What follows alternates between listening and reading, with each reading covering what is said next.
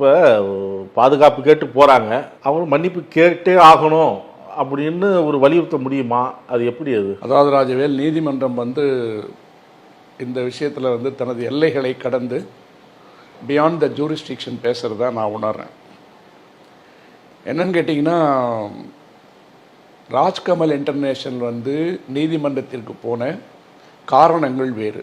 பாதுகாப்பு வேணும், எங்களுடைய படத்தை திரையிட விட மாட்டோம் என்று சில அமைப்புகள் கலாட்டா செய்ய எத்தனிப்பதால் திரையரங்குகளை கொடுத்தோம் என்று சொன்ன காரணத்தால் பாதுகாப்பு வேண்டும் படத்தை திரையிடுவதற்குன்னு கேட்டாங்க. கண்டென்ட் ஆஃப் த ஃபிலிம் சம்பந்தமாக அங்கே எதுவும் இல்லை, அது சென்சார் போர்டுக்கு போயிட்டு வெளியில் வந்துருச்சு.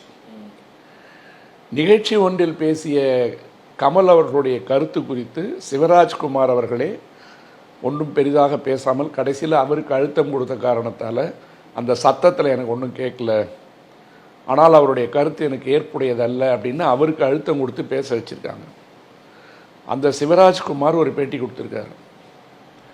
கமலஹாசன் எனக்கு குழந்தை நட்சத்திரமாக நான் இருந்த காலத்திலிருந்து என்னுடைய ஆதர்ச நாயகன், நான் ஒரு பொண்ணாக இருந்தால் அவரை கரெக்ட் பண்ணியிருப்பேங்கிறார் சென்னை பாஷையில். அவரைத்தான் நான் திருமணம் செய்து கொண்டிருப்பேன். அந்த அளவிற்கு எனக்கு அவர் மீது காதலும் மரியாதையும் உண்டு. ஒரு முறை எங்கள் வீட்டுக்கு வந்தப்போ அவர் என்னை கட்டிப்பிடித்தார். அவர் கட்டிப்பிடித்த 3 நாள் நான் குளிக்கவில்லை.